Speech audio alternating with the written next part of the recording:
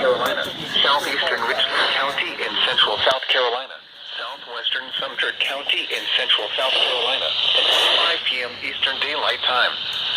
At 4:13 p.m. Eastern Daylight Time, a severe thunderstorm was located near Eastover, or 19 miles southeast of Forest Acres, moving east at 20 miles per hour. Hazard, 60 miles per hour in gusts and penny-size hail. Source, radar indicated. Impact, expects damage to roofs, siding, and trees. Locations impacted include St. Matthews, Eastover, Pinewood, Privateer, and Wedgwood. For your protection, move to an interior room on the lowest floor of a building.